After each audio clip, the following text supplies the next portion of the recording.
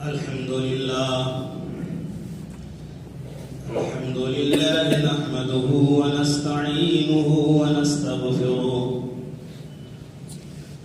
ونعوذ بالله من شرور أنفسنا ومن سيئات أعمالنا من يهده الله فلا مضل له ومن يضلل فلا هادي له وأشهد أن لا إله إلا الله وحده لا شريك له وأشهد أن محمدا عبده ورسوله أما بعد فإن خير الحديث كتاب الله وخير الهدي هدي محمد صلى الله عليه وسلم وشر الأمور محدثاتها وكل محدثة بدعة وكل بدعة ضلالة وكل ضلالة في النار.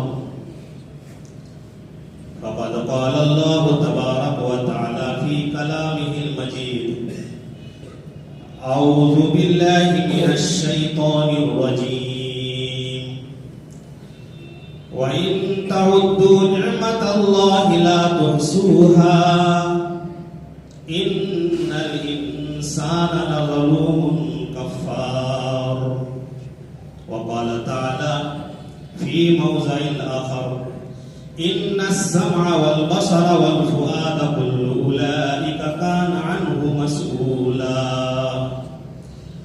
رب اشرح لي صدري ويسر لي أمري واحلل عقدة من لساني يفقهوا قولي رب زدني علما.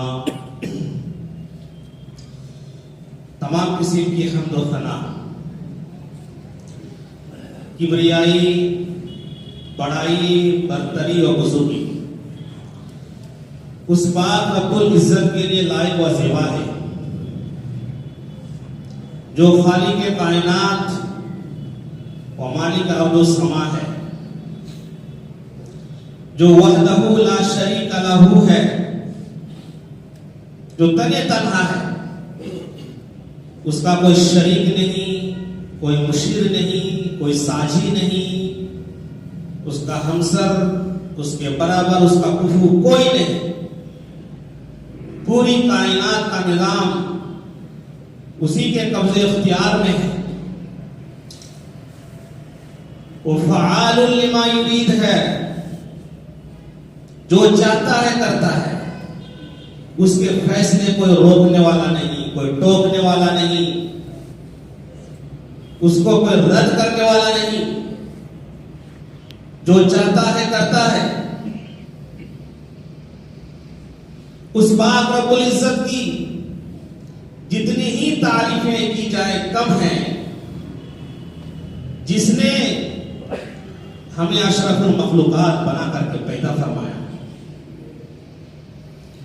جس نے ہمیں ایمان کی دولت سے نوازا، نبی کریم صلی اللہ علیہ وسلم کی امت میں پیدا فرمایا. یہ اس کا بڑا انعام و اکرام ہے. مزید احسان و کرم یہ ہوا کہ ہماری رشد و ہدایت کے لیے، ہماری رہنمائی کے لیے، ضلالت و گمراہی سے بچانے کے لیے، صحیح راستہ دکھانے کے لیے، جہنم کی آگ سے بچانے کے لیے، جنت کے راستے کو اختیار کرنے کے لیے بے شمار نبیوں کو، پیغمبروں کو، رسولوں کو اس دنیا کے اندر مبعوث فرمایا. ہزارہ ہزار درود و سلام نازل ہو اس ہستی اقدس، مقدسہ، مطہرہ، مبارکہ پر جن کا نام گرامی احمد مصطفیٰ محمد رسول اللہ صلی اللہ علیہ وسلم ہے. اللہم صلی علیہ، اللہم بارک علیہ. محترم بزرگوں، دوستوں، عزیز ساتھیوں، پردہ نشین ماؤں بہنوں، یہ جمعے کا دن ہے، بڑی فضیلت والا دن ہے. اللہ تبارک و تعالیٰ نے اس دن میں ہمیں جمعے کا خطبہ اور جمعے کی 2 رکعت نماز پڑھنے کی توفیق عطا فرمائے. اللہ کا بہت بڑا احسان اور کرم ہے. محترم حضرات، پچھلے جمعے میں یہ بیان کیا گیا تھا کہ اللہ تبارک و تعالی کی بنائی ہوئی چیز کو انسان اس طریقے سے غلط استعمال کرتا ہے. جو چیز اس دنیا کے اندر وجود میں آتی ہے وہ فی نفسی کے مضر نہیں ہے، نقصان دہ نہیں ہے. خود انسان اس کو اچھا اور برا کرتا ہے. انسان کا ہاتھ اگر صحیح چلتا ہے تو وہ اچھا ہے، اور برائی کی طرف رونمائی کرتا ہے تو وہ چیز بری ہے. لہذا اللہ تبارک و تعالیٰ نے کائنات کے اندر اتنی چیزیں پیدا کی، بے شمار چیزیں پیدا کی،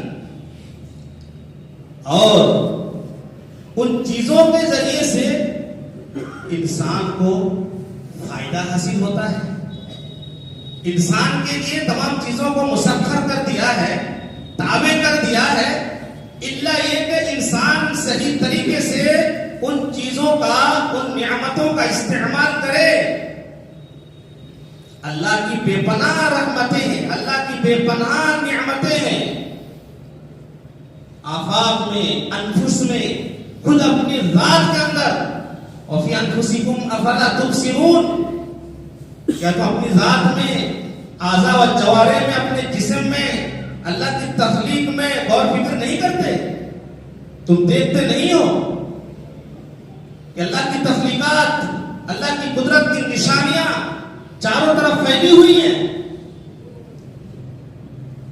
افلا ينظرون الى الابل كيف خلقت والى السماء كيف رفعت والى الجبال كيف نصبت والى الارض كيف سطحت. دیکھو اونٹ کی طرف، اللہ کی کاریگری، اللہ کی تخلیق، اللہ کی بناوٹ. آسمان کی طرف غور کرو، زمین کو دیکھو، پہاڑوں کو دیکھو. مختلف چیزوں کو دیکھ کر کے اللہ کی معرفت حاصل کرو. جب تم ان چیزوں پر غور فکر کرو گے تو تمہارے اندر شکر کا جذبہ پیدا ہوگا، شکر کا جذبہ پیدا ہوگا. میرے پیارے ساتھیوں، اللہ تبارک و تعالی ارشاد فرماتا ہے وَإِن تَعُدُّوا نِعْمَةَ اللَّهِ لَا تُحْصُوهَا إِنَّ الْإِنسَانَ لَظَلُومٌ كَفَّارٌ. تم اللہ کی نعمتوں کو اگر شمار کرو گے، شمار نہیں کر سکتے. اتنی بڑی بڑی نعمتیں ہیں اللہ نے انسان کو دی، انسان کو احساس ہی نہیں. بجائے اس کے کہ اس کا شکریہ ادا کیا جاتا، اس کا صحیح حق ادا کیا جاتا، لیکن انسان کیا ہوا؟ ان الانسان لظلوم کفار. انسان نے ان نعمتوں کو جھٹلا کر کے اور ان نعمتوں کا شکریہ ادا نہ کر کے اپنے اوپر ظلم کر لیا ہے، یا کافر بن گیا ہے. اللہ تبارک و تعالی ارشاد فرماتا ہے لَئِن شَكَرْتُمْ لَأَزِيدَنَّكُمْ وَلَئِن كَفَرْتُمْ إِنَّ عَذَابِي لَشَدِيدٌ. اے میرے بندو، اگر تم میری نعمتوں کا شکریہ ادا کرو گے تو میں تمہیں مزید دوں گا اور زیادہ دوں گا، اور نہ شکری کرو گے، احسان فراموشی کرو گے تو میرا عذاب بھی بڑا سخت ہے. یہ انسانوں تم غور کرو، اللہ تبارک و تعالیٰ نے تمہیں بنایا ہے. تم ماں کے پیٹ کے اندر تھے، اللہ تبارک و تعالیٰ نے وہاں بھی تمہاری رہنمائی کی، تمہاری پرورش کی، تم کو کھانا پہنچایا، پینے کی چیزیں مہیا کر دی، تمہاری نشو و نما کی، تم کو دھیرے دھیرے بڑھایا، تمہارے اعضاء و جوارح بنائے. بہترین شکل صورت میں اللہ تبارک و تعالیٰ نے ماں کے اندر ایک انسان کی تخلیق کی، روزی پہنچایا، انسان باہر آیا، اس کے لیے بھی روزی مہیا کر دی. ماں کے سینے کے اندر تم بڑے ہوئے، اللہ تبارک و تعالیٰ نے بتدریج تمہاری پرورش کی، تمہاری نشو و نما کی، تم کو سب کچھ دیا. ماں باپ دیے, بھائی بہن دیے, اور اللہ تبارک و تعالیٰ نے تمہارے جسم کے تمام پارٹس بنا دیے, تمام اعضاء و جوارح بنا دیے, تمہارا دل بنایا, تمہاری آنکھیں بنائی, تمہارے ہاتھ تمہارے پیر بنائے, ایک ایک چیز اللہ تبارک و تعالیٰ نے پیدا فرما دی. یہ اللہ تبارک و تعالیٰ کا بہت ہی بڑا احسان و کرم ہے. تم بڑے ہوئے, اللہ نے تمہیں علم نبوت عطا فرمائی, اللہ تبارک و تعالیٰ نے تمہیں علم دیا, حکمت سکھائی, تمام چیزوں کی نالج دی. اللہ تبارک و تعالیٰ نے تمہارے لیے تمہاری زندگی گزارنے کے لیے اسباب و سامان مہیا کر دیے, تمہارے لیے گھر بنا دیا, تم کو مال دیا, تمہیں دولت دی, ہر چیز اللہ تبارک و تعالیٰ نے تم کو دے دی. اس بات پر تم اللہ تبارک و تعالیٰ کا شکریہ ادا کر لو. اگر تمہارے اندر شکایت ہے کہ میں تو غریب انسان ہوں, میرے پاس تو کوئی گھر نہیں ہے, میرے پاس سواری نہیں ہے, میرے پاس تو مال بھی نہیں ہے, میرے پاس تو دولت بھی نہیں ہے, اللہ تبارک و تعالیٰ نے مجھ کو تو مجبور بنایا ہے, مجھے تو غریب بنایا ہے, مجھے تو ناتوا بنایا ہے. یہ انسانوں تم غور کر لو, چلو مال و دولت کو چھوڑ لو, دوسری طرف آ جاؤ کہ اللہ تبارک و تعالیٰ اگر چاہتا تو تمہیں جانوروں کی شکل میں پیدا کر دیتا, تمہیں کیڑے مکوڑے بنا دیتا. اللہ تبارک و تعالیٰ نے تمہیں اشرف المخلوقات بنایا ہے, اللہ نے تمہیں انسان بنایا ہے. اللہ تبارک و تعالیٰ کی بہت بڑی نعمت ہے, اللہ کا احسان ہے. اس بات پر بھی اگر تم شکریہ ادا نہیں کرتے, اللہ کی نعمتوں کا اعتراف نہیں کرتے, یہ لوگوں اس بات پر تم شکریہ ادا کر لو کہ اللہ تبارک و تعالیٰ نے تمہیں ایمان والا بنایا ہے, اللہ نے تمہیں مسلمان بنایا ہے. اگر تمہیں کافر بنا دیتا تو تم کیا کر سکتے تھے؟ اللہ تبارک و تعالیٰ نے تمہیں نبی کی امت میں پیدا فرمایا ہے. اس بات پر تم اللہ تبارک و تعالیٰ کا شکریہ ادا کر لو, اللہ کی معرفت کا تمہیں پتہ چلے گا. میرے پیارے ساتھیوں, شیخ سعدی رحمۃ اللہ علیہ کا نام آپ نے سنا ہوگا, فارسی بہت بڑے شاعر محقق بھی. شیخ سعدی رحمۃ اللہ علیہ مسجد کے اندر داخل ہوتے ہیں, نماز پڑھنے کے لیے نماز پڑھی. نماز پڑھنے کے بعد جب وہ نکلتے ہیں, دیکھا کہ میرے جوتے غائب ہو گئے, میرے جوتے اڑ گئے, کسی نے چرا لیا. انہوں نے اللہ تبارک و تعالیٰ سے شکایت کی کہ اللہ, میں تو تیرے گھر کے اندر آیا تھا نماز پڑھنے کے لیے, عبادت کرنے کے لیے, میں گناہ کا کام کرنے کے لیے تو نہیں آیا تھا, اس کے باوجود بھی میرے جوتے چوری ہو گئے, میرے جوتے اڑ گئے. اللہ سے شکایت کی, افسوس ہوا. گیٹ کے باہر نکلے, دیکھا کہ یہ سامنے سے ایک آدمی آ رہا ہے جس کے دو پیر نہیں ہے, وہ گھسٹتا ہوا آ رہا ہے, دو پیر نہیں ہے. وہ مسجد کے اندر آتا ہے اور آ کر اللہ تبارک و تعالیٰ کے سامنے وہ کھڑا ہو جاتا ہے, یعنی بیٹھ کر کے وہ نماز پڑھنا شروع کر دیتا ہے. شیخ سعدی رحمۃ اللہ علیہ دیکھ رہے ہیں, اللہ تبارک و تعالیٰ سے کہنے لگتے کہ اللہ, میرے جوتے تو غائب ہو گئے, دوبارہ تو وہ جوتے مل جائیں گے, لیکن اس بیچارے کا تو پیر ہی نہیں ہے, پیر سے لڑ رہا ہے, اس کے باوجود بھی تیرا شکریہ ادا کر رہا ہے, تیرے سامنے وہ نماز پڑھ رہا ہے, تیری عبادت کر رہا ہے. یا اللہ, میں اپنے الفاظ واپس لیتا ہوں, کوئی بات نہیں ہے, اللہ تیری مصلحت ہے, یا اللہ ہر حال میں تیرا شکریہ ادا کرتا ہوں. میرے پیارے ساتھیوں, جب اللہ تبارک و تعالیٰ کی نعمتوں کو تم شمار کرو گے, ایک ایک چیز پر تم غور کرو گے, میرے پیارے ساتھیوں, تو اندر سے تم کو گواہی ملے گی. تمہارا دل کہے گا کہ اللہ تبارک و تعالیٰ کی تم تعریفیں بیان کرو, اللہ کی تم عبادتیں کرو, اللہ کی تم بندگیاں کرو, اس کے ساتھ کسی کو شریک نہ کرو. وہی عبادت اور بندگی کا لائق اور حقیقی معبود وہی ہے. میرے پیارے ساتھیوں, اللہ تبارک و تعالیٰ کی نعمتیں ہیں, ان نعمتوں کا صحیح استعمال کر کے, ان کو پہچان کر کے اللہ تبارک و تعالیٰ کی بڑائی بیان کرو, تب اللہ تبارک و تعالیٰ خوش ہوگا. میرے پیارے ساتھیوں, انسانی زندگی کے اندر اگر دیکھا جائے تو دو بڑی نعمتیں اللہ نے, دو بڑی نعمتیں نعمتوں کا ذکر فرمایا ہے. انسانی زندگی میں اس دنیا کے اندر دو اہم نعمتیں. وہ کون سی نعمتیں ہیں؟ ایک علم اور ایک مال. ایک علم اور دوسرا مال. یہ چھوٹی موٹی نعمتیں نہیں ہے اللہ تبارک و تعالیٰ کی. اور یہ بھی سمجھ لیجیے مال کا مثبت پہلو بھی ہے اور منفی پہلو بھی ہے.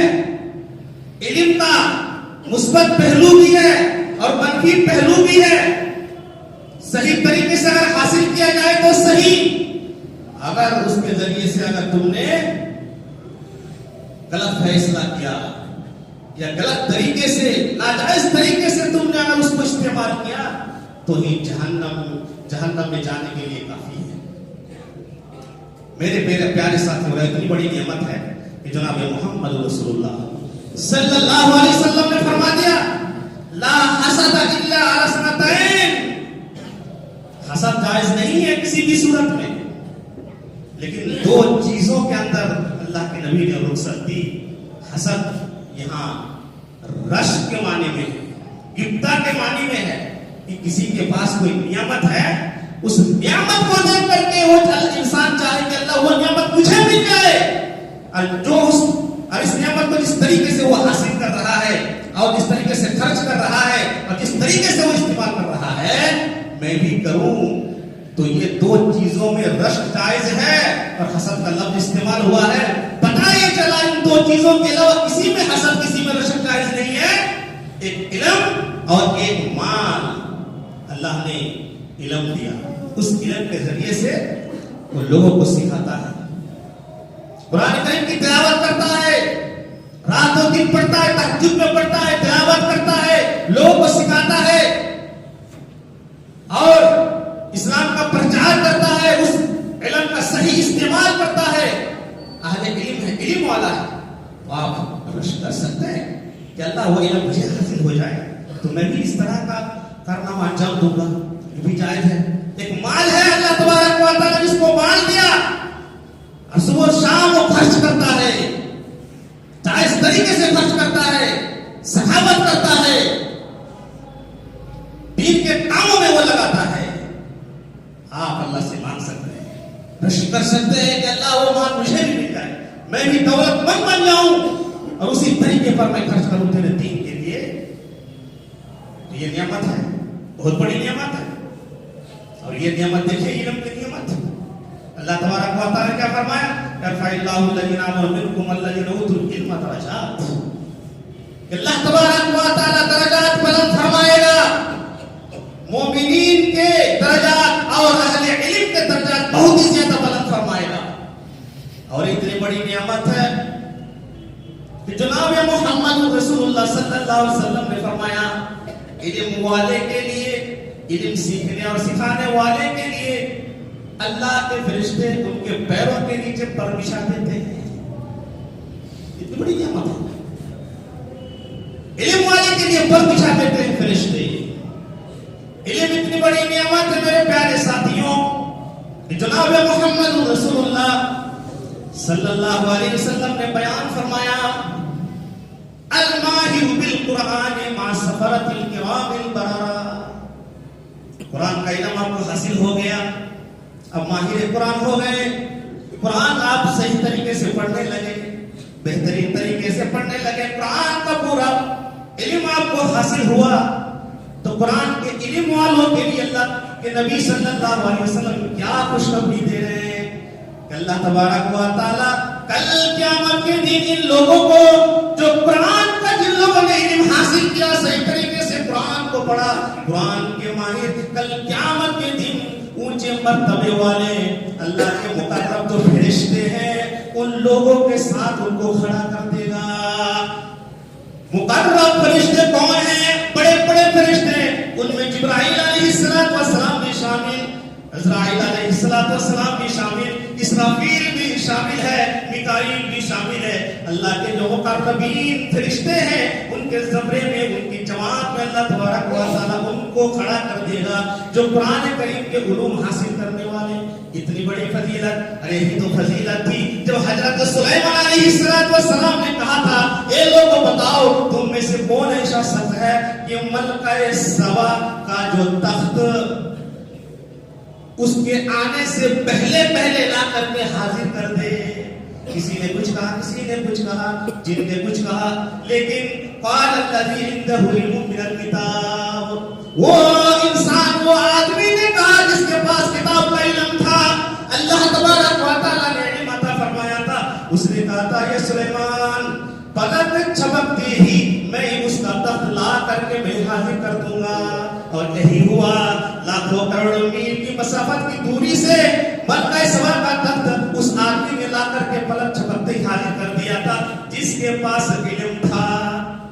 پتا کیا چلا, یہ علم بہت ہی بڑی نعمت ہے اللہ تبارک و تعالیٰ کی. میرے پیارے ساتھیوں, اللہ یہ کہ علم کو اخلاص کے ساتھ حاصل کیا جائے, صحیح طریقے سے اللہ تبارک و تعالیٰ کو خوش کرنے کے لیے حاصل کیا جائے تو یہ نعمت ہے, یہ جنت میں جانے کا سبب ہے.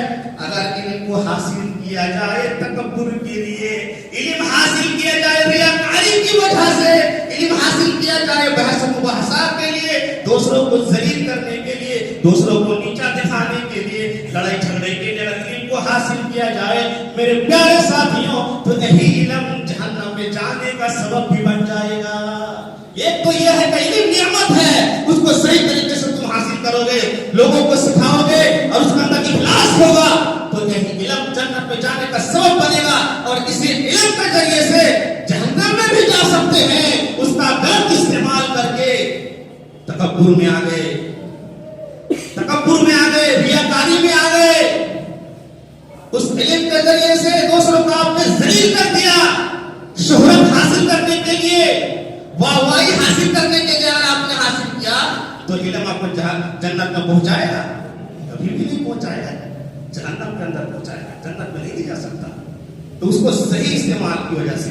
اسی طریقے سے مال کو دیکھیے میرے پیارے ساتھیوں, اتنی بڑی نعمت ہے, اتنی بڑی نعمت ہے. اور ایک بات بتاؤں کہ آپ اپنی عبادتوں کے ذریعے سے, کسی عمل کے ذریعے سے کہ آپ جنت خرید سکتے ہیں. کہ اس طرح کی کوئی بات کہی جناب محمد رسول اللہ صلی اللہ علیہ وسلم نے کہ فلاں عبادت کرو, فلاں عمل کرو اور اس کے بدلے میں جنت خرید لو. لیکن دیکھیے اللہ تبارک و تعالیٰ کیا کہہ رہا ہے, اے لوگوں عمل کے ذریعے سے جنت نہیں خریدی جا سکتی. ہاں آپ نماز پڑھ رہے ہیں, نمازوں کے ذریعے سے جنت مل سکتی ہے, یہ الگ بات ہے. روزے آپ رکھ رہے ہیں, روزوں کے ذریعے سے آپ کو جنت مل سکتی ہے. حج عمرہ کر رہے ہیں, آپ نے عمل کر رہے ہیں, ان کے ذریعے سے جنت آپ کو مل سکتی ہے, لیکن خریدنے کی بات نہیں ہے. لیکن اللہ تبارک و تعالیٰ فرماتا ہے وہ لوگوں, دو عملوں کے ذریعے سے, دو چیزوں کے ذریعے سے آپ جنت کو خرید سکتے ہو. فرمایا ان اللہ اشترى من المؤمنین انفسهم واموالهم بان لهم الجنہ. اللہ تبارک و تعالیٰ نے فرما دیا ہے لوگوں, ہم نے مومنین کی جانوں کو اور مومنین کے مالوں کو جنت کے بدلے میں خرید لیا ہے. یہ سودا ہو چکا ہے, یہ خرید و فروخت کا سودا ہو چکا. میرے پیارے ساتھیوں, مال دو جنت لے لو, جان دو جنت لے لو. یہ دو چیزیں اللہ تبارک و تعالیٰ نے بیان فرما دی ہے. اور جناب محمد رسول اللہ صلی اللہ علیہ وسلم نے فرمایا الصدقۃ برہان. کل قیامت کے دن کوئی بھی عابد یہ نہیں کہہ سکتا اللہ تبارک و تعالیٰ کے سامنے یا اللہ تو مجھے جنت دے دے, میں تو برہان لے کر کے آیا ہوں, میں تو دلیل لے کر کے آیا ہوں, میں تو ثبوت لے کر کے آیا ہوں, یا اللہ اس کے بدلے میں تو جنت دے دے. کوئی نہیں کہہ سکتا ہے. لیکن جو صدقہ کرے گا اللہ تبارک و تعالیٰ کے لیے, وہ آدمی جا کر اللہ سے کہہ سکتا ہے الصدقۃ برہان, یا اللہ میرے پاس تو ثبوت ہے, میرے پاس تو دلیل ہے, میرے پاس تو ایویڈنس ہے, یا اللہ اس کے بدلے میں مجھے جنت دے دے. کتنی بڑی نعمت ہے اللہ تبارک و تعالیٰ کی, کتنی بڑی نعمت ہے. میرے پیارے ساتھیوں, یہی تو وہ نعمت تھی جب جناب محمد رسول اللہ صلی اللہ علیہ وسلم نے اعلان کر دیا غزوہ تبوک کے موقع پر کون صدقہ کرے گا, کون مدد کرے گا, کون ہماری حمایت کرے گا, کون ہمارا ساتھ دے گا جان و مال سے. تو حضرت عثمان رضی اللہ تعالیٰ عنہ نے کیا کہا تھا, اللہ کے نبی میں 300 اونٹ اللہ کی راہ میں دے رہا ہوں, پالان اور ساز و سامان سمیت. دوسری روایت کے اندر 700 اونٹوں کا بھی ذکر ہے, میں دے رہا ہوں اللہ کے نبی صلی اللہ علیہ وسلم اس قدر خوش ہوئے, ممبر سے نیچے اترے اور حضرت عثمان رضی اللہ تعالیٰ عنہ کو پکڑ لیا اور کیا تاریخی جملہ ارشاد فرمایا, معاذ عثمان ما عمل بعد اليوم قط. یہ لوگوں سنو, حضرت عثمان نے اتنا بڑا کام کر دیا, حضرت عثمان نے اتنا بڑا کام کیا کہ آج کے بعد اگر عثمان کوئی نیک عمل نہ کرے تو کوئی نقصان نہیں ہوگا. حضرت عثمان جنت میں جا کر کے ہی رہے گا. اللہ تبارک و تعالی حضرت عثمان کو جنت میں ڈال کر کے ہی رہے گا, وہ جنت میں ضرور جائیں گے. اتنی بڑی نعمت ہے میرے پیارے ساتھیوں, یہ مال, یہ دولت اگر صحیح طریقے سے اس کا استعمال ہو, اس کا خرچ ہو اللہ کے لیے, تو اس کے ذریعے سے آپ جنت جا سکتے ہیں, بہت بڑی نعمت ہے. اور اگر کسی مال کو غلط طریقے سے اگر خرچ کرو گے, اس کا غلط استعمال کرو گے, تو یہ مال آپ کے لیے ہلاکت اور بربادی کا سبب بن جائے گا, یہ جہنم میں جانے کا سبب بن جائے گا. یہ مال اور علم, اور اس کی حدیث بھی سن لیجیے آپ کہ کس قدر ہلاکت اور بربادی کا سبب ہے. اس کی حقیقت کو نہ پہچاننے کی وجہ سے, اس کو صحیح استعمال نہ کرنے کی وجہ سے, جائز جگہ پر استعمال نہ کرنے کی وجہ سے. میرے پیارے ساتھیوں, حضرت شفیع اصباحی ملک شام سے آتے ہیں, تابعی مدینہ میں داخل ہوتے. ترمذی, مسند احمد, ابن خزیمہ کی روایت علامہ باقی نے حسن کہا ہے, صحیح روایت ہے. حضرت ابو ہریرہ رضی اللہ تعالیٰ عنہ کے سامنے بھیڑ لگی ہوئی ہے. انہوں نے پوچھا یہ کون صاحب ہے؟ تو لوگوں نے بتایا کہ حدیث بیان کر رہے ہیں حضرت ابو ہریرہ رضی اللہ تعالیٰ عنہ. جناب محمد رسول اللہ صلی اللہ علیہ وسلم کا انتقال ہو چکا تھا. حضرت ابو ہریرہ رضی اللہ تعالیٰ عنہ وہاں سے اٹھے, اس کے بعد جا کر کے ملے اور انہوں نے بتایا کہ میں آیا ہوں, بتائیے کام بتائیے. تو شفیع اصباحی رحمت اللہ علیہ کہنے لگے کہ ابو ہریرہ آپ کا نام میں نے بہت سنا, سب سے زیادہ حدیث کو روایت کرنے والے آپ, مجھے کوئی ایسی حدیث بتائیے جو جناب محمد رسول اللہ صلی اللہ علیہ وسلم نے براہ راست آپ کو سنائی بڑے اہتمام کے ساتھ, اور آپ کے آنکھوں کے درمیان کوئی نہ ہو. حضرت ابو ہریرہ رضی اللہ تعالیٰ عنہ بیان کرنے لگے, ٹھیک ہے آ جاؤ, بیٹھ جاؤ, میں وہ حدیث آپ کو میں سناؤں گا جو براہ راست اور ڈائریکٹ جناب محمد رسول اللہ صلی اللہ علیہ وسلم نے وہ حدیث مجھے سنائی, اور آپ کے درمیان اور میرے درمیان تیسرا آدمی کوئی بھی نہیں تھا. حضرت ابو ہریرہ رضی اللہ تعالیٰ عنہ حدیث سنانے کے لیے بیٹھ گئے. حدیث سنانے چاہتے تھے. حضرت ابو ہریرہ رضی اللہ تعالیٰ عنہ بے ہوش ہو گئے. میرے پیارے ساتھیوں, بے ہوش ہونے کے بعد پانی کی چھینٹیں مار کر کے دوبارہ ان کو جگایا گیا, افاقہ ہوا دوبارہ. پھر حدیث سنانے کے لیے بیٹھ گئے اور حدیث سنانا چاہ رہے تھے, پھر دوسری مرتبہ بھی بے ہوش ہو گئے.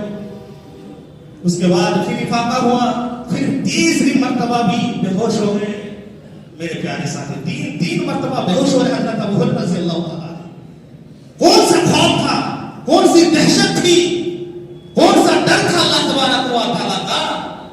آج ہم نافرمانی کرنے کے باوجود بھی ہم نہیں ڈر رہے, قرآن و سنت کو بس کچھ ڈالنے کے باوجود بھی اللہ سے ہم نہیں ڈر رہے. ذرہ برابر خشیت الہی ہمارے دل کے اندر داخل نہیں ہو رہی. ابو ہریرہ رضی اللہ تعالیٰ عنہ جن کے بارے میں سند مل چکی تھی کہ جنتی ہے, صحابی رسول حدیث بیان کرنے سے پہلے وہ بے ہوش ہو رہے. میرے پیارے ساتھی, اور بے ہوش کیوں نہ ہو, جہنم کا جو ذکر آ گیا اس حدیث کے اندر جو حدیث بیان کرنے جا رہے تھے اس کے اندر میرے پیارے ساتھیوں 3 شخصوں کا ذکر ہے. ایک عالم کا بھی ذکر ہے, ایک شہید کا بھی ذکر ہے, اور ایک مالدار کا بھی ذکر ہے. یہ تینوں جہنم کے اندر جائیں گے, تھرا گئے, ڈر گئے, اس وجہ سے جائیں گے میرے پیارے ساتھیوں. بہت اہم بات ہے, کل قیامت کے دن اللہ تبارک و تعالی نافرمانوں کو جہنم کے اندر ڈالے گا. صحیح بات ہے, جہنم میں ڈالا جانا ایک اور بات ہے, اور جس کے ذریعے سے جہنم کی آگ کو سلگایا جائے گا وہ اور بات ہے.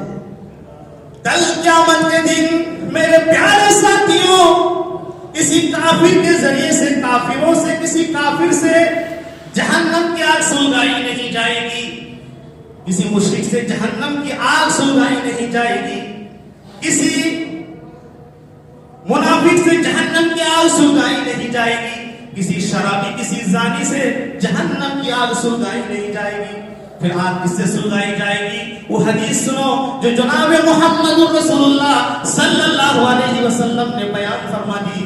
حضرت ابو ہریرہ رضی اللہ تعالیٰ عنہ کہنے لگے سنو, کل قیامت کے دن سب سے پہلے 3 شخصوں کا حساب و کتاب ہوگا. ایک عالم ہوگا جس نے علم حاصل کیا ہوگا, ایک شہید ہوگا جو اللہ کی راہ اپنی جان دے دی ہوگی, ایک مالدار ہوگا جو سخاوت کی ہوگی, مال کو اللہ کی راہ میں لٹایا ہوگا. لیکن ان تینوں سے جب پوچھا جائے گا اور پوچھنے کے بعد وہ تینوں کہیں گے کہ اللہ ہم نے تو تیرے لیے کیا تھا, اللہ تبارک و تعالیٰ کہے گا کذبت, تم نے جھوٹ کہا ہے, تم نے تو علم حاصل اس لیے کیا تھا تاکہ تمہیں شہرت مل جائے, واہ مل جائے, تمہیں بہت ہی بڑا عالم کہا جائے, وہ تو دنیا میں مل گیا, اب تمہارے لیے یہاں پر کچھ نہیں ہے. سخی سے کہے گا, مالدار سے کہے گا تم نے کیا کہو, تو کہے گا کہ اللہ تیری راہ میں نے مال لٹا دیا تھا تیری رضا کے لیے, اس کو بھی جھٹلا دیا جائے گا, تم نے غلط کہا ہے, تم نے شہرت اور ریاکاری کی وجہ سے مال خرچ کیا تھا, تمہارے لیے یہاں پر کچھ نہیں ہے. شہید سے بھی وہی بات کہی جائے گی تاکہ تمہیں لوگ بہادر کہیں, تاکہ لوگ تمہیں بہت ہی بڑا بہادر پہلوان کہے. دنیا میں تو وہ شہرت تمہیں مل گئی, تمہارے لیے کچھ نہیں ہے. میرے پیارے ساتھیوں ان تینوں کے بارے میں حکم دیا جائے گا اور تینوں کو کھینچ کر کے جہنم کی آگ میں ڈال دیا جائے گا. سب سے پہلے جہنم میں جانے والے 3 لوگ ہوں گے. اسی حدیث کو بیان کرنے کے لیے جب بیٹھے حضرت ابو ہریرہ رضی اللہ تعالیٰ عنہ تو کانپ گئے, تھرا گئے کہ میں تو سب سے زیادہ حدیث بیان کرنے والا ہوں, سب سے زیادہ روایت کرنے والا ہوں. اللہ تبارک و تعالیٰ اگر پوچھ لے کہ ابو ہریرہ تمہارے اندر ریاکاری تو نہیں آ گئی, تو میں اس وقت کیا جواب دوں گا؟ اسی ڈر کی وجہ سے حضرت ابو ہریرہ بے ہوش ہو رہے تھے, رو رہے تھے. میرے پیارے ساتھیوں اللہ کے نبی صلی اللہ علیہ وسلم نے فرمایا کہ ابو ہریرہ انہی تینوں آدمی کے ذریعے سے جہنم کی آگ سلگائی جائے گی. اب دیکھ لیجئے جو علم نعمت کے طور پر اللہ نے دیا تھا, جو یہ مال اللہ تبارک و تعالیٰ کی طرف سے بہت ہی بڑا احسان و کرم تھا, جس مال کے ذریعے سے جنت میں وہ جا سکتا تھا اور جس شہادت کی وجہ سے وہ جنت کے اندر وہ جا سکتا تھا, ان تینوں کو صحیح استعمال نہ کرنے کی وجہ سے, نیت بدل جانے کی وجہ سے, ریاکاری کی وجہ سے میرے پیارے ساتھیوں وہ جہنم کے اندر چلا جائے گا. تو پتہ کیا چلا کہ ہر چیز کا منفی اور مثبت پہلو ہے. اگر اس کو صحیح طریقے سے اللہ کے لیے کرو گے, استعمال کرو گے, اس کو برتو گے تو صحیح ہے, اور اپوزٹ طریقے سے اس کو اگر برتو گے تو وہی جہنم کے لیے کافی ہے. میرے پیارے ساتھیوں کہنے کا مطلب یہ ہے کہ اللہ تبارک و تعالیٰ نے بڑی بڑی نعمتیں عطا فرمائی ہیں, ان نعمتوں کا صحیح حق ادا کیجیے, ان نعمتوں کا شکریہ ادا کیجیے, اس کا صحیح استعمال کیجیے. اس دنیا کے اندر بہت ساری چیزیں ہیں جو اللہ تبارک و تعالیٰ کی نعمتیں ہیں. میں نے آپ کو بتلایا تھا پچھلے خطبہ میں کہ سوشل میڈیا اور موبائل کہ کس قدر برائیاں موبائل کے ذریعے سے پھیل رہی ہے, سوشل میڈیا کے ذریعے سے کس طریقے سے فحاشی اور بے حیائی پھیل رہی ہے, اور موبائل کس قدر خطرناک ہے کہ انسان کے لیے اکثر وہ بیشتر ان چیزوں کا غلط استعمال لوگ کر رہے ہیں. تو فی نفسی حقیقت میں کیا موبائل مضر ہے؟ نہیں, انسان اس کو برا یہ اچھا بناتا ہے, انسان کا ہاتھ اس کو برا اور اچھا بناتا ہے. میرے پیارے ساتھیوں اس موبائل کے ذریعے سے آپ بہت سارے فوائد اٹھا سکتے ہیں.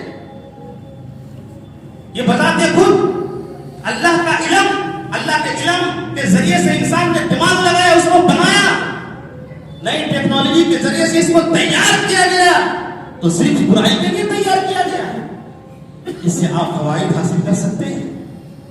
تو اس نعمت کا صحیح استعمال کرو۔ لیکن بڑے افسوس سے کہنا پڑ رہا ہے کہ بہت ہی کم لوگ ہیں، نہ کے برابر ہے، کہ موبائل کا صحیح استعمال کر رہے ہیں۔ بہت کم لوگ ہیں کہ موبائل کا استعمال صحیح کر رہے ہیں، لیکن اکثر جو ہے فحاشی کے طور پر ناجائز اور غلط طریقے سے اس کو استعمال کر رہے ہیں۔ اس موبائل نے تو انسان کے لیے آسانی بنا دی، سہولت بنا دی، آپ اس کے ذریعے سے رشتوں کو جوڑ سکتے ہیں، سالہ سال آپ رشتہ داری سے اپنے رشتوں سے ملاقات نہیں کر سکتے، ان کا گھر بہت دور ہے، اب جا بھی نہیں سکتے، آ بھی نہیں سکتے، ملاقات نہیں ہو رہی ہے، بات چیت نہیں ہو رہی ہے، آپ نے فون اٹھایا، کال کر دی، سب سے باتیں کر لی، اتنا بڑا فائدہ ہوا، الفت و محبت پیدا ہو گئی، رشتوں کو آپ نے جوڑ لیا۔ میرے پیارے ساتھیوں، باہر کوئی رہا، آپ کا بیٹا رہا، آپ کا بھائی رہا ہے، اپنے والد سب باہر رہ رہے ہیں، سکھ دکھ کے موقع پر آپ نے کال کر دی، فون کر لیا، بات چیت کر لی، کتنا بڑا فائدہ ہوا۔ پہلے زمانے میں خطوط نویسیاں ہوتی تھی، خطوط لکھے جاتے تھے، خط، گھر میں کوئی بیمار ہے خط لکھ دو کہ گھر آ جاؤ، پتہ ہی چلا خط ادھر سے روانہ ہوا، خط پہنچنے سے پہلے اس کا انتقال ہو گیا، بعد میں خط پہنچا، اب منٹوں کے اندر کام ہو گیا، آپ نے اطلاع کر دی، کتنا بڑا فائدہ ہوا۔ صحیح استعمال کا فائدہ دیکھیے، آج عرب اور عجم کے اندر اتنے بڑے بڑے علماء ہیں، اتنے بڑے بڑے قراء ہیں، اتنے بڑے بڑے محدثین ہیں، اہل علم ہیں، ان کے بیانات اب اس کے ذریعے سے سن سکتے ہیں، ان کے دروس سن سکتے ہیں، ان کی تقریریں سن سکتے ہیں، ان سے استفادہ کر سکتے ہیں، آپ ان کے شاگرد بن سکتے ہیں، علم میں اضافہ کر سکتے ہیں۔ لیکن ان کی وجہ سے اپنے جو علماء ہے، قریبی علماء ہے، علماء مقامی علماء ہے، ان کی قدر و قیمت میں کبھی نہیں ہونی چاہیے۔ آپ سنیے، ٹھیک ہے علم حاصل ہو رہا ہے، لیکن فائدہ تو ہو رہا ہے، اس کو صحیح طریقے سے استعمال کیا جا رہا ہے۔ میرے پیارے ساتھیوں، آج پروپیگنڈے چلائے جا رہے ہیں پوری دنیا کے اندر، سوشل میڈیا کے ذریعے سے، آپ اپنی تحریروں کے ذریعے سے، اپنی تقریروں کے ذریعے سے اسلام کا دفاع کیجیے، اسی کے ذریعے سے فائدہ ہوگا آپ کو، آپ مقابلہ کیجیے۔ یہ بھی اللہ تبارک و تعالیٰ کی بہت بڑی نعمت ہے، یہ وسائل ہیں، ذرائع ہیں، آلات ہیں۔ آج نیٹ کے اندر پوری پوری لائبریریاں موجود ہیں، پوری پوری کتابیں موجود ہیں، کبھی بھی کھول کے آپ دیکھ لیجیے، حدیث کی تحقیق کر لیجیے، کون سی حدیث صحیح ہے، کون سی حدیث موضوع ہے، کون سی حدیث ضعیف ہے، ناقابل اعتبار ہے، آپ اس کا علم حاصل کر سکتے ہیں۔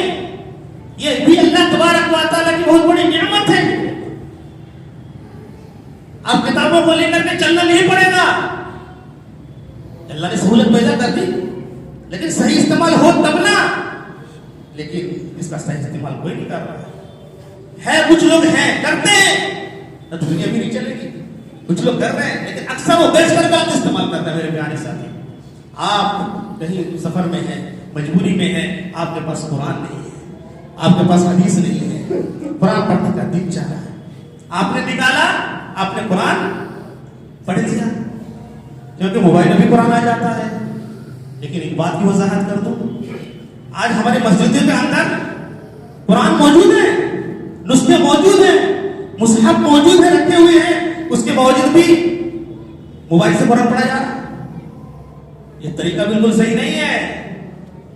اگر ہم قرآن کو لینا چھوڑ دیں گے، اٹھانا چھوڑ دیں گے، اس کی تلاوت کرنا چھوڑ دیں گے، اصل مصحف کو چھوڑ دیں گے، موبائل لے کر کے پڑھ جائیں گے، تو یہ پھر قرآن پھر ہم کہاں رکھیں، کہاں جائیں گے؟ تمام قرآن کو پھر ہٹانا پڑے گا مسجدوں سے۔ یہ قرآن جو رکھے ہوئے ہیں، کہیں کے لیے رکھے ہوئے ہیں؟ اصل سنت، اصل چیز حقیقت میں یہ ہے کہ اصل نسخہ سے پڑھا جائے، اصل مصحف سے پڑھا جائے۔ یہ تو ایک مجبوری کی شکل ہے، قرآن نہیں ہے آپ کے پاس، پڑھنے کو دل چاہ رہا ہے، آپ نکال کے آپ نے پڑھ لیا، وہ تو وقت کی بات ہے۔ لیکن مسجد میں آ کر کے جہاں سامنے قرآن رکھے ہوئے ہیں، حدیثیں رکھی ہوئی ہے، اس کو چھوڑ کر تو موبائل سے پڑھا جا رہا ہے۔ یہ ہماری نادانی، ہماری بیوقوفی ہے، اور قرآن سے لا تعلقی ہے۔ قرآن سے محبت کرو اور اصل نسخے سے پڑھا کرو میرے پیارے ساتھی۔ اب چلے جاؤ، عرب کی سرزمین پر جتنی مسجدیں ہیں وہ لوگ آج بھی اصل نسخے سے ہی اصل مصحف سے ہی وہ قرآن کریم کی تلاوت کرتے ہیں، وہ پڑھتے ہیں۔ وہ تو ہم سے زیادہ آگے ہیں ٹیکنالوجی کے میدان میں، وہ نہیں چاہتے تھے چھوڑ دیا جائے، مسجدوں کو صاف کر دیا جائے، نہ حدیث رہے گی نہ قرآن رہے گا، سب کے ہاتھ میں موبائل ہے، موبائل سے پڑھا کرو، نہیں ایسا تو ہے نہیں، میرے پیارے سے اس چیز کا دھیان رکھو، آپ اب مصحف سے پڑھا کرو۔ تو اس موبائل کے ذریعے سے میرے پیارے ساتھیوں کو کئی فوائد ہیں، اب بہت ہی زیادہ ہیں، اب فائدہ تو کم سے کم اٹھائیے، صحیح استعمال کریے، صحیح استعمال کے ذریعے سے آپ کامیاب ہو سکتے ہیں۔ یہ موبائل بہت ہی زیادہ فائدہ دینے والا ہے اگر عقل سے کام لو تو۔ یہ ٹارچ کا بھی کام کرے گا، لائٹ کا بھی کام کرے گا، اور ٹائم کا بھی کام کرے گا، قبلہ رخ بھی آپ کو بتلا دے گا۔ کہیں پر دلیل لینی ہو جہاں پر انسان کو ٹھکرایا جا رہا ہو، کوئی ثبوت نہیں، کوئی دلیل نہیں ہے، موبائل کے ذریعے سے آپ دلیل کو اخذ کر لو، اس کو محفوظ کر لو، اس کا فوٹو ویڈیو بنا کر کے دکھا، مجبوری وقت دکھا سکتے ہیں کہ میرے پاس ثبوت ہے۔ بہت سارے فوائد ہیں، لیکن فوائد حاصل کریں تب نہ، اگر ہم کلی طور پر اس کو نکار دیں گے کہ برائی کی چیز ہے میرے پیارے ساتھی، تو یہ درست نہیں ہے۔ اللہ تبارک و تعالیٰ نے انسان کو دماغ دیا ہے، اللہ تبارک و تعالیٰ نے علم دیا ہے، اور بطور نعمت کے یہ ہمارے پاس آیا ہے، لیکن انسان کا ہاتھ فیصلہ کرتا ہے کہ وہ صحیح استعمال ہو رہا ہے یا غلط استعمال ہو رہا ہے۔ میرے پیارے ساتھیوں، ایک طرف تو صحیح استعمال نہ کرنے کی وجہ سے ہم جہنم میں جائیں گے اور ہم کو گناہ ملے گا، اور ہمارے معاشرے کے اندر بے حیائی فحاشی پھیلے گی، بدکاریاں پھیلے گی، اور اس کا صحیح استعمال کر کے ہم کامیاب بھی ہو سکتے ہیں، علم حاصل کر سکتے ہیں۔ اور دیکھیے اس طریقے سے بڑے بڑے قرآ قرآن کریم کی تلاوت کرتے ہیں، بہترین انداز میں، لب و لہجے میں، آج ہمارے چھوٹے بچے نقل کرتے ہیں اور پڑھتے ہیں، اس سے علم حاصل کرتے ہیں، پڑھنے کا طریقہ حاصل کرتے ہیں۔ یہ کتنا بڑا فائدہ ہو رہا ہے۔ عرب کے، مصر کے، ملیشیا کے اور عرب کے قرآ وہ صحیح تجوید کے ساتھ پڑھتے ہیں۔ تو کہنے کا مطلب یہ ہے کہ صرف جو ہے اس کو منفی پہلو سے نہ دیکھا جائے، بلکہ پازیٹو پہلو ہے، مثبت پہلو ہے، اس سے اگر لیں گے یقینی طور پر یہ نعمت کے طور پر ہمارے پاس برقرار رہے گا۔ لیکن افسوس کی بات، سے استعمال بہت ہی کم لوگ کر رہے ہیں، غلط استعمال زیادہ کر، تو غلط استعمال سے بچو۔ اللہ تبارک و تعالیٰ کی یہ نعمت ہے، ان نعمتوں کا شکریہ ادا کرو اور اس کا صحیح طریقے سے، جائز طریقے سے اس کا استعمال کرو، اس کے ذریعے سے آپ اللہ کو خوش کر سکتے ہیں۔ اور غلط استعمال کرو گے تو اللہ تبارک و تعالیٰ کی پکڑ آئے گی، جیسا کہ فرمایا لئن شکرتم لازیدنکم ولئن کفرتم ان عذابی لشدید، کہ تم اگر اللہ کی نعمتوں کا شکریہ ادا کرو گے ہم اور دیں گے، کامیاب کر دیں گے، اور اگر تم ادھر ادھر جاؤ گے، ناشکری کرو گے، ادھر ادھر بھٹکو گے، تو پھر میرا عذاب بھی بہت ہی سخت ہے۔ اللہ تبارک و تعالیٰ سے دعا ہے کہ الہ العالمین ہمیں کہنے سننے سے عمل کرنے کی توفیق عطا فرما۔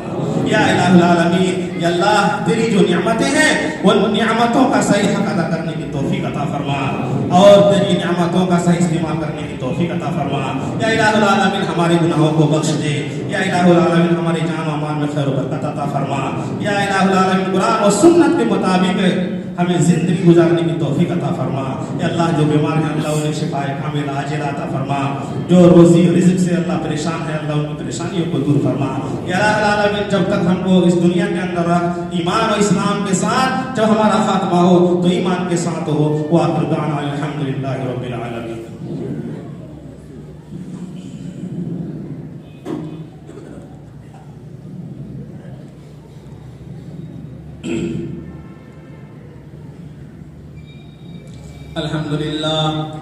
الحمد لله نحمده ونستعينه ونستغفره ونعوذ بالله من شرور أنفسنا ومن سيئات أعمالنا، من يهده الله فلا مضل له ومن يضلل فلا هادي له، وأشهد أن لا إله إلا الله وحده لا شريك له، وأشهد أن محمدا عبده ورسوله، أما بعد أعوذ بالله من الشيطان الرجيم، إن الله وملائكته يصلون على النبي يا أيها الذين آمنوا صلوا عليه وسلموا تسليما۔